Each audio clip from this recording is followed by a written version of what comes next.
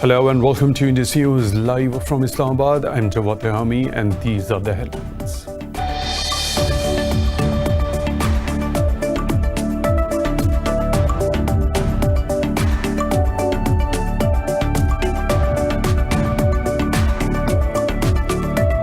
International watchdog Human Rights Watch says India has intensified its unwarranted restraints on the rights to free speech, access to information, healthcare and education in the occupied Kashmir. It said New Delhi's claims of improving Kashmiri lives ring hollow 1 year after the revocation of occupied Valley's constitutional status.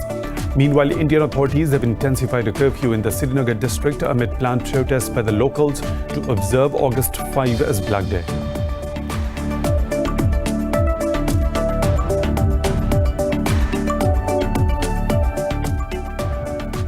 Prime Minister Imran Khan says Pakistan has played an important role in diffusing tensions between arch foes Saudi Arabia and Iran.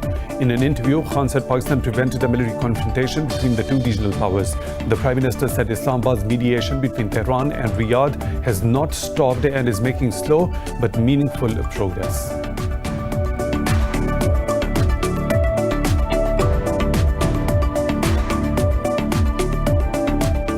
Israel has struck multiple Syrian military targets. The Defense Ministry says the raids were in retaliation for an earlier attempted IED attack near the security fence between Syria and Israel.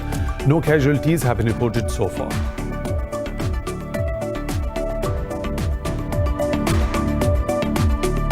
Latin America, the world's hardest hit region by COVID-19, has crossed 5 million cases with over 200,000 deaths. This comes as Brazil records 561 deaths and over 16,000 cases in the last 24 hours. In Pakistan, 15 more people have died while 432 tested positive for the virus overnight, increasing the toll to over 280,000 confirmed cases. The global number of COVID-19 cases has crossed 18.1 million, with the death tally exceeding 691,000.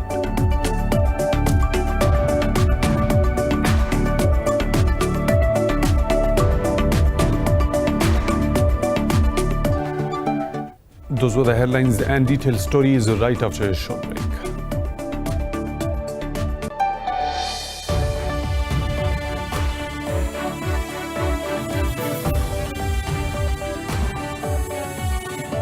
Welcome back, and now with the news in detail. Pakistan says India has failed to break the spirits of Kashmiris despite its oppression, arrests, brutalities, year-long lockdown and communication blackout.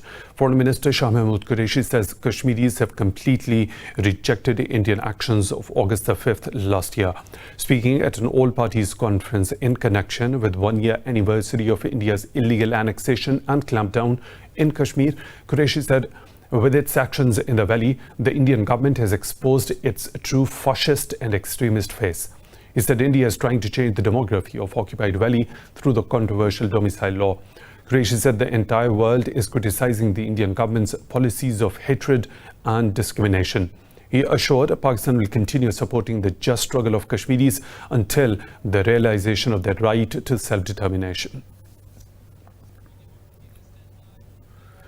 International watchdog Human Rights Watch says India has intensified its unwarranted restraints on the rights to free speech, access to information, healthcare and education in the occupied Kashmir. It said New Delhi's claims of improving Kashmiri lives ring hollow 1 year after the revocation of occupied Valley's constitutional status. The HRW said several new arrests have been made and torture and ill treatment of innocent Kashmiris by occupying forces continues. The Rights Watch said New Delhi's curfew has affected livelihoods dependent on tourism and agriculture. The communication blackout has hampered students across to online classes and doctors' access to new research. HRW has urged New Delhi to stop violating Kashmiris' rights, release detainees and hold officials responsible for the rights violations. The Indian authorities have intensified a curfew in the Srinagar district of occupied Kashmir amid planned protests by the locals to observe occupied August the 5th as Black Day. The day marks 1 year when India illegally revoked the special status of the valley. there will be complete restrictions of movement of the public within the territorial limits of the district. Most of the roads and marketplaces have already been sealed, while announcements are being made on loudspeakers asking people to stay indoors. The curbs came into force with immediate effect and will remain in force on the 4th and 5th of August. The Indian authorities had already imposed strict restrictions in the occupied Kashmir, which were increased on Eid al-Adha. Indian troops, paramilitary forces and police personnel have been deployed in strength at several places in the valley to enforce the siege.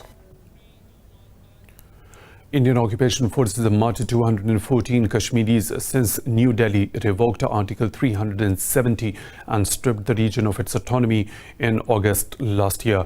Occupied Kashmir has been under a strict curfew and communications blackout since then.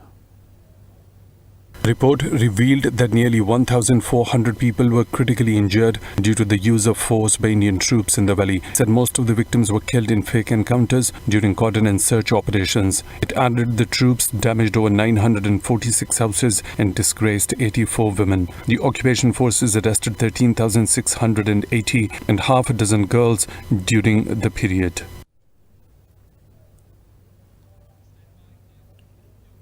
And to talk more about this worsening situation in Indian-occupied Kashmir, we are joined by journalist Gillani from Srinagar. Thank you, Gohar, for your time. What has been the effect of New Delhi's 5th of August actions on how the Kashmiris actually see India now?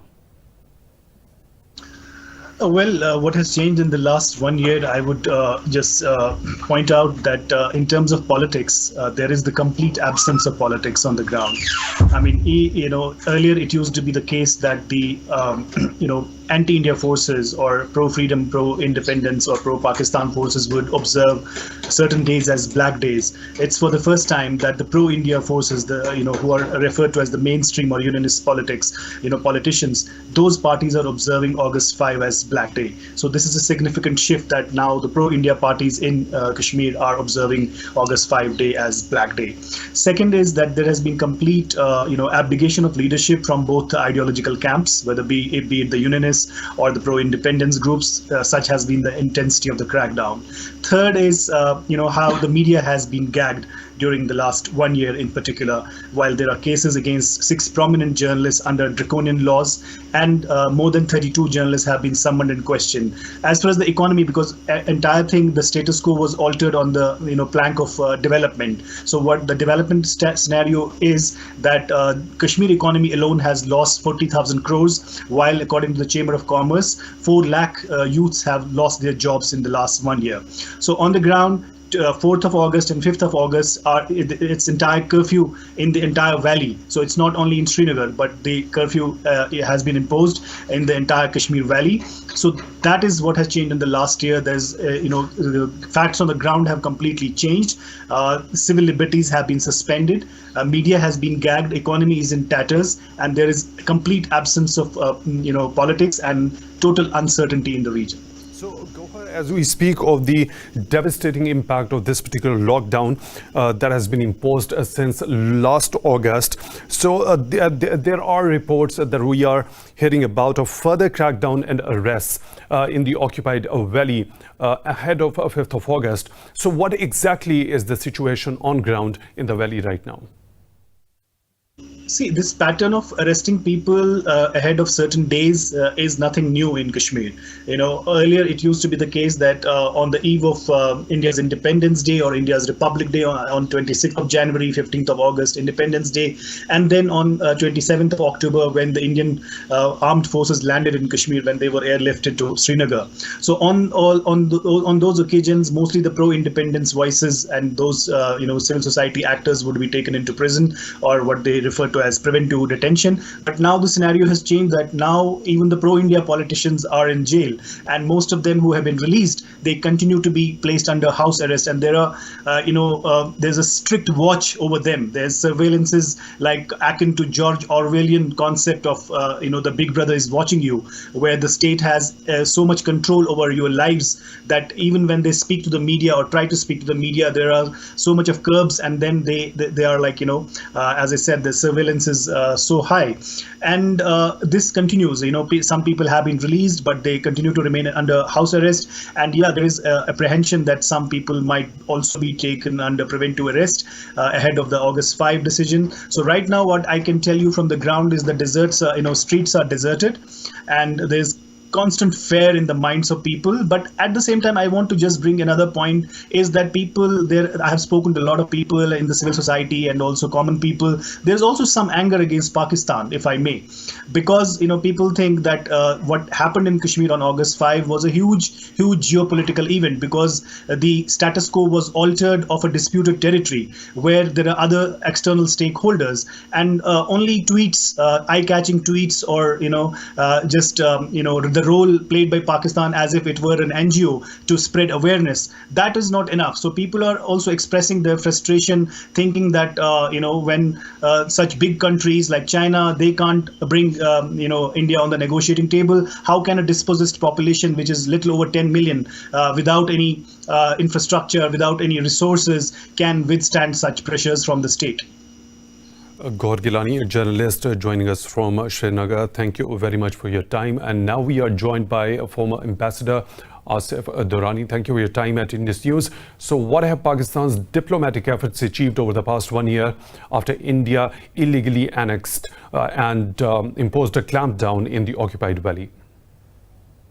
When you talk about Pakistan's achievements, Pakistan has been able to further highlight the duplicity of the Indian state towards the Kashmiri people. While the pretext has been to have development for the Kashmiris, in fact, Kashmiris have gone down further economically and on socio-political context. If you talk about, then even pro-Kashmiri politicians, they have been put behind bars, they have been put under house arrest. So what kind of socio-political development or economic development Mr. Modi's government has been talking about? So Pakistan has been able to project that as well at the international fora. And you might have observed that Security Council had 2 informal sessions.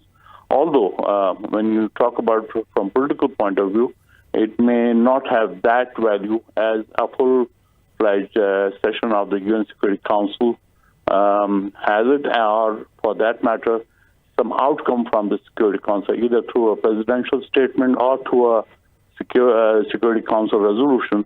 That did not come by, but that was quite obvious, because 1 or 2 odd permanent members of the Security Council, they opposed a formal session of the UN Security Council. So, Ambassador Durrani, what has been the diplomatic cost for India because of its violation of the UN resolutions in particular? I think it's a substantive cost for India. For the first time, even sober analysts and Western media, they have questioned the credentials of Indian democracy. They have questioned the motives of India as a state, which is being led by the extremist Hindu mind, and they are in fact riding on the waves of majoritism. This has caused problems when you talk about India's domestic politics. So in that context, minorities are at the receiving end, particularly the Muslims. There is a fierce psychosis in the country. The majority, they lynch the minority, especially Muslims, and you might have seen the images throughout. And this has been noticed by the world. And in Kashmir, this has been so much internationalized that during the past 7 decades, this is the first time, and this is Modi's government, that the dispute has been internationalized, especially by the media. Earlier, the Western media were shy in discussing the Kashmir dispute. Now, in fact, it is the media which projected Modi's repressive actions in occupied Jammu and Kashmir so much that Indians actually, they became unnerved. And this is what would be, in fact, would force the Modi government to see the reason. Otherwise, I think they will have a tough time ahead, both politically as well as otherwise. You can say that there are countries, for instance, Turkey and Iran and Malaysia, they came up so openly in opposing Indian actions in the occupied Jammu and Kashmir state. Yes. Ambassador Asif Durrani, thank you for your time at Indus News. Really appreciate that. Now moving on, Prime Minister Imran Khan says Pakistan has played an important role in diffusing tensions between arch foes Saudi Arabia and Iran. In an interview, Khan said Pakistan prevented a military confrontation between the two regional powers.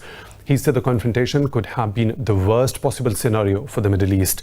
The Prime Minister said Islamabad's mediation between Tehran and Riyadh has not stopped and is making slow but meaningful progress. Talking about Indian atrocities in the occupied Kashmir, Khan said the revocation of Article 370 last year turned the region into an open-air prison.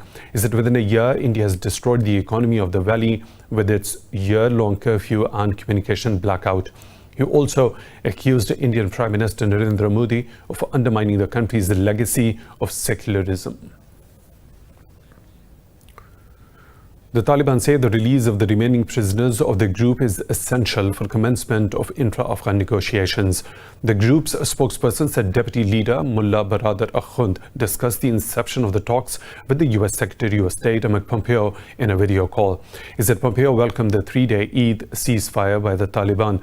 The intra-Afghan negotiations are set to begin as Kabul and the Taliban have released almost all of each other's prisoners.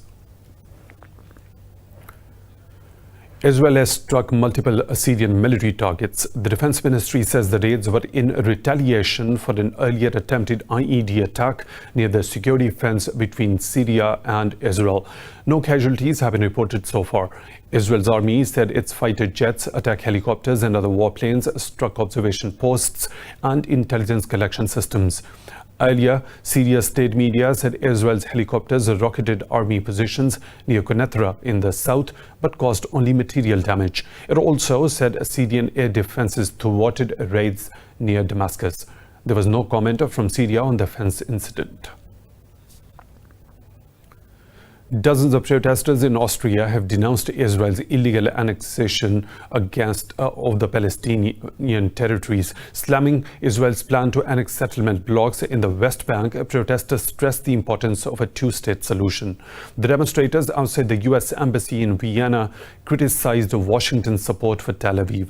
The protesters chanted no to the occupation of Palestinian lands and Austria should not support Israel and U.S. imperialism. Meanwhile, Israel's Prime Minister Benjamin Netanyahu says his annexation plan is not off the table yet. In a party meeting, Netanyahu said the matter of annexation resides with the U.S. Turkey has denounced a recent statement by Bahrain which criticized remarks made by Turkish Defense Minister Hulusi Akar. Turkey's Defense Ministry said the statement by Bahrain's Foreign Ministry does not reflect the truth. Earlier on Friday, Akar said the United Arab Emirates has committed malicious acts in Syria and Libya. He warned Abu Dhabi will be held accountable at the right place and time. Responding, Bahrain's Foreign Ministry described Akar's statement as hostile and an unacceptable provocation. Turkish Defense Ministry said UAE has made efforts to keep Ankara away from the Arab world. It said Arab people are our friends and our brothers. More stories to follow, but right after a short break. Stay tuned.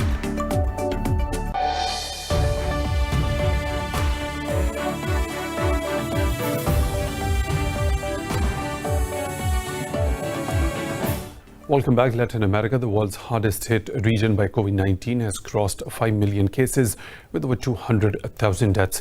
This comes as Brazil records 561 deaths and over 16,000 cases in the last 24 hours. The global number of COVID-19 cases has crossed 18.1 million, with the death tally exceeding 691,000. What in this report? Thousands of deaths and hundreds of thousands of new COVID-19 cases continue to devastate the Americas. Brazil remains the virus hotspot with the world's second highest infection rate and death toll. Despite surging amount of cases, President Donald Trump has echoed Pakistan's Prime Minister Imran Khan's take on permanent lockdowns. It's important for all Americans to recognize that a permanent lockdown is not a viable path toward producing the result that you want, or certainly not a viable path forward, and would ultimately inflict more harm than it would prevent. In Europe, the once worst-hit Italy's spike in daily cases appears to have slowed down, but Germany has confirmed an increase in cases, reporting 800 infections overnight. Struggling to contain the spread, Australia's Victoria state has announced a fine for anyone breaching the COVID-19 related rules. You will be door-knocked, you will be visited. If you're not at home, then you will be fined. And the fine, $1,652, but beyond that, the opportunity for police to on-the-spot fine you up to $5,000, and for particularly selfish behaviour, the opportunity to take you to court, where the maximum penalty is in fact $20,000. In Asia, mainland China has reported a decline in cases, while Hong Kong has reported 78 infections overnight for the first time in almost 2 weeks. South Korea continues to battle the virus with important and locally transmitted cases being reported every day.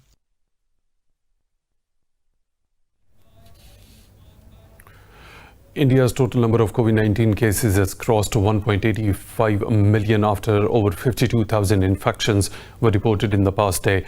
The Health Ministry said 803 people died in the last 24 hours, bringing the death toll to more than 38,000. Health officials said over 1.23 million patients have recovered so far. They said the percentage of the patients tested positive for coronavirus stood at 7.86% in the country. The coronavirus pandemic is in a steady decline in Pakistan, with the country reporting 15 deaths and 432 new cases in the past 24 hours. The Health Ministry said the country's death toll stands at 5,999. The ministry said out of over 280,000 cases detected so far, more than 249,000 have recovered from the virus. It said there are now over 25,000 active cases in the country, with 1,013 in critical condition. Sindh remains the worst-hit province with over 121,000 infections, while Punjab has over 93,000. In the northern Khyber Pakhtunkhwa province, there are over 34,000 cases, while Balochistan recorded over 11,000 cases.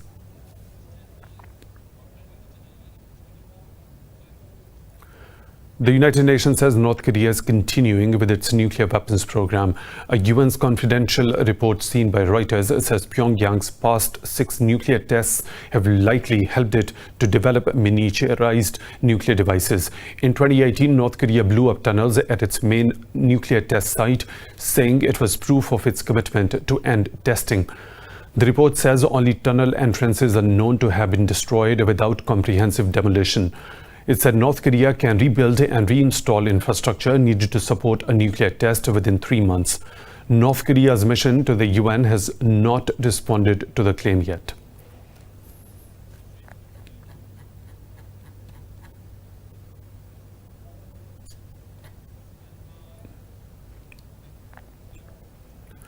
The death toll from the toxic liquor incident in India's northern Punjab state has risen to 108.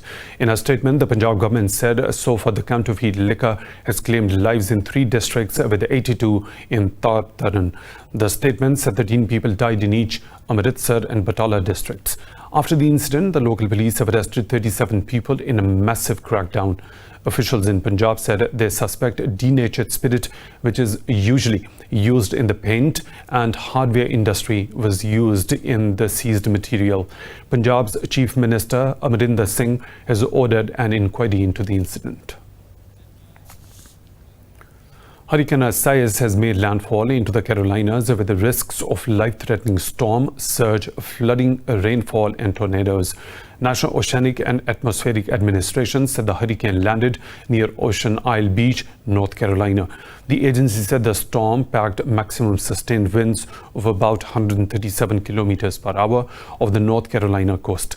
Authorities have issued hurricane warnings for a portion of the upper South Carolina and lower North Carolina coasts of Myrtle Beach and Wilmington. Oak Island in North Carolina and South's Garden City Beach reported damaged houses and downed trees from a possible tornado. Authorities say the storm will sweep quickly towards the northeast on Wednesday and extended warning all the way up to May. French pharmaceutical giant Sanofi is being investigated for manslaughter. Health authorities have accused the firm of not revealing the risks of its epilepsy drug Dipakine poses to pregnant women. Health authorities said when mothers-to-be took the drug, they increased the chances of their children having birth defects, autism, and learning difficulties. The investigation will determine whether the pharmaceutical company can be held responsible for the death of 4 babies born between 1990 and 2014. Earlier, a district court ordered Sanofi doctors and state to pay thousands of euros as compensation to families affected by their irresponsible behavior. Sanofi has denied all the allegations and claimed it informed people about the side effects of Dipakine.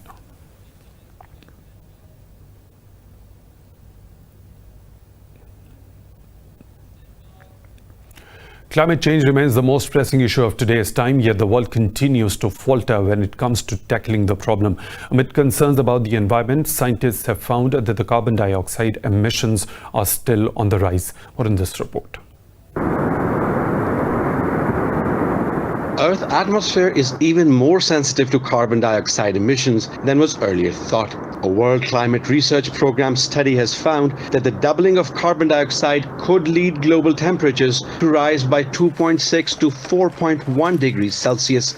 This puts the lowest rise more than 1 degree above scientists' previously estimated range of 1.5 to 4.5 degrees Celsius. Co-author of the study, Zeki Hausfather, a climate scientist, says the study offers a better sense of exactly how much the Earth will warm up as carbon dioxide emissions rises. So the study is a big 4-year-long assessment of how sensitive the Earth's climate is to increasing carbon dioxide in the atmosphere. And what we mean by sensitive is essentially if we double the amount of CO2 in the atmosphere, exactly how much will the Earth warm? And to put it in perspective, we're on track to double CO2 at our current rate of emissions by around 2080 or so. The study relies on computer simulations using satellite observations, historic temperature records, and evidence of prehistoric temperatures from tree rings. Climate scientist Andrew Dressler says if we do not rapidly ratchet down emissions, there is going to be a lot of suffering. COVID-19 is not going to solve climate change. And in fact, the lesson of COVID-19 is that you cannot solve climate change by simply telling people to consume less. What you need to do to solve climate change is to switch our energy sources. And that is not going to happen on its own. The severe effects of global warming are expected from a rise beyond 2 degrees Celsius. Already, the average global temperature has risen by about 1.2 degrees Celsius.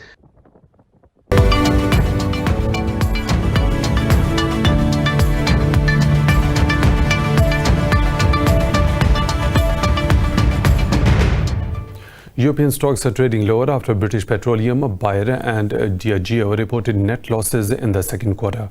In the opening session, markets were trading mixed after strong manufacturing data from the US boosted investor sentiment, while stocks in the Asia-Pacific broadly advanced overnight.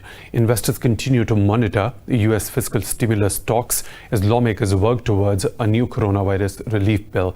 In early trading, the pan-European stock 600 fell marginally. London's FTSE 100 and Frankfurt's DAX also declined fractionally. CAC 40 in Paris gained by over 0.5%. FTSE MIB also traded in positive territory by posting 0.71% gain.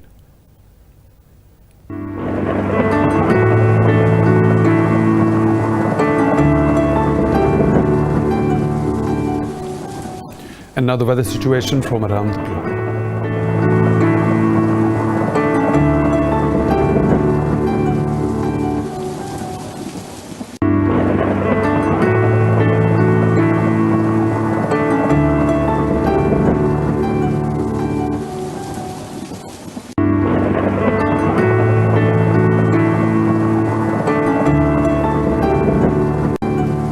And that is all for now. For the latest updates, you can follow us on social media at Indus News.